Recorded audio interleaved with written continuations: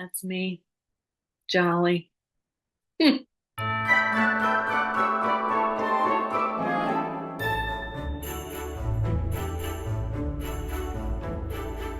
Good morning, readers. I hope it's a good morning for you because my morning was a bit chaotic. I woke up to my brewing coffee pot because I have a Keurig too that would not brew. It had made some noises lately, like it was coming to the end of its existence, but I just, kind of caressed it and prayed and hoped for the best for a little bit longer because, I just don't love buying a new coffee pot because I never know which one to get and which ones will last longer. Anyway, it gave it up today. So I had a couple of K cups, which I know seems like it should be enough, but for me, there's a prerequisite amount of coffee that's required for me to have a a normal temperament. And so I went to get the new coffee pot. I was confused. I was dazed. I rang it up twice. I had to call an associate to come and because I was in the self checkout. I got home. I struggled to get it set up and to brew it properly, but finally here it is. And it is full, this cup. This is not the end of my coffee journey today. But for now, let's talk about my plans for reading in December. I cannot believe it's already the end of the year, and I'm feeling a little frenzied because I really wanted to read more than I've read and differently than I have. So I just need to make peace with that too, but I will once I've had more coffee.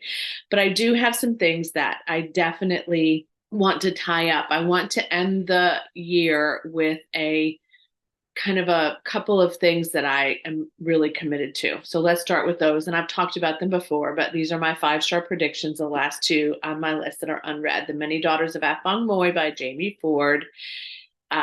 Really, I'm sure is going to be a great book. And then The Book That Wouldn't Burn by Mark Lawrence, which is a chunker. So I need to get to this. So I have one more book to complete, I think, before the end of this month. I have 2 days.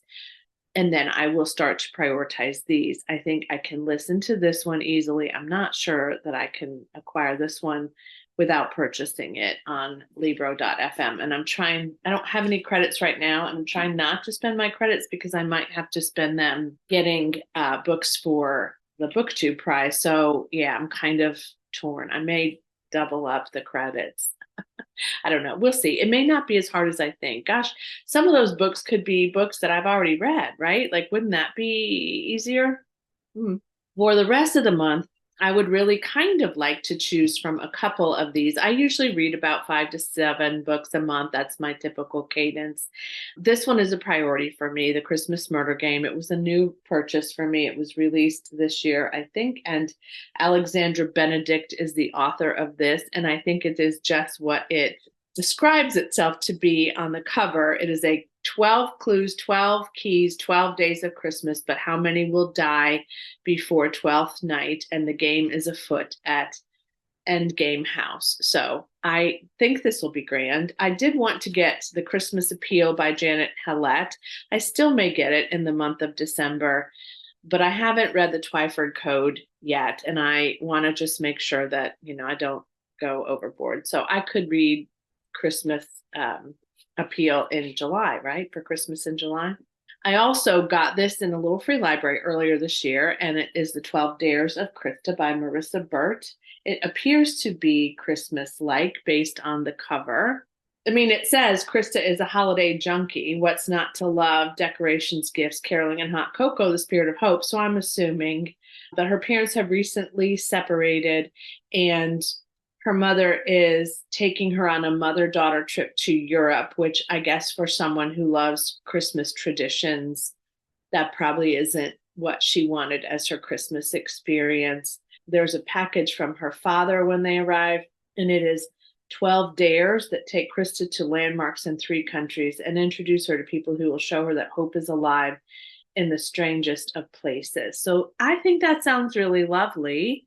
It is an uncorrected proof that I got out of a little free library. And Marissa Birch is a new author to me. Now, this was her fifth. So let me see when this actually came out or was planning to come out. I'm sure it's not in the best shape. I probably won't keep it. It was written in 2017 and it was published by HarperCollins. Sounded cute to me. I've had this forever. Can you see it? Ellen Hildebrand's Winter Street. This is her first Christmas novel. I don't know a whole lot about it. I think I ended up picking this up in a little free library many years ago. It's been on my backlist for a long time. It would make me feel good to get this one read. A holiday package filled with humor, romance, and realism. Sounds like a Hallmark movie to me, although sometimes the Hallmark movies aren't very realistic. Sorry if that offends. I do have this. This is probably the least likely for me to read, but I don't read a lot of Nora Roberts anymore. And I've only ever read certain ones of hers. But First Impressions, definitely a holiday cover. It's really actually very pretty. Doesn't seem to be terribly long. A wealthy businessman named Vance Manning who moves to a small rural retreat and he just wants peace and quiet and doesn't want people to know who he is. So he tells them that he's an out of work carpenter and he has a charitable neighbor. You know, he kind of falls in love, I think, with his neighbor, or at least he tries not to. It's large print for the most part. This would be a quick read, I'm sure. Again, like I feel like I should have named this video Read Like a Hallmark Christmas movie, right? You never know. I might get to all of these, but you just don't know. And then one more that I am going to work on because I've actually already barely started it, but I'm not going to finish this by the end of November is The Heron's Cry, which is book 2 in the Matthew Venn series, which I've talked about before too recently, but I wanted you to know this is a loose end for me because I want to get to my NetGalley copy and the ARC copy that was sent to me of book 3. So I'd like to finish this, and I think it would be an easy, quick read. These are pretty fast as well.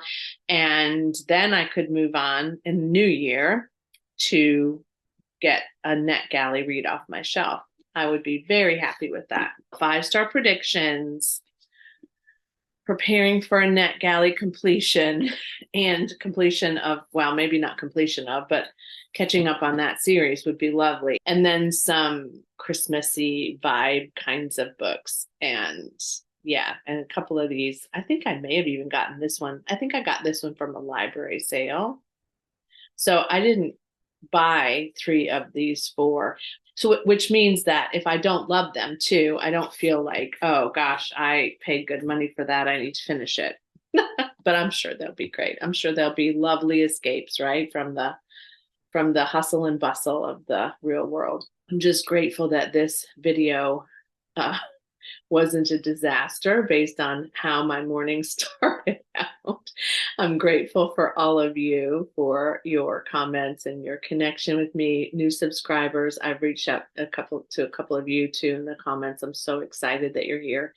I would love to know what your loose book ends are as well, and what you're planning on reading in the month of December. I do think it is a month for me that is rushed sometimes, and yet it's also quieter around the workplace area because a lot of my clients take time off for Christmas.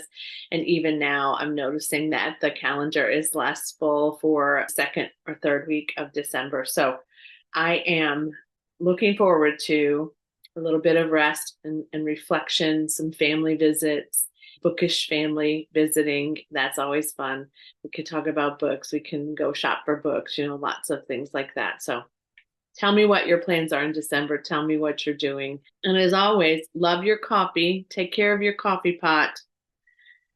I had just cleaned it. Okay. Happy reading. Bye.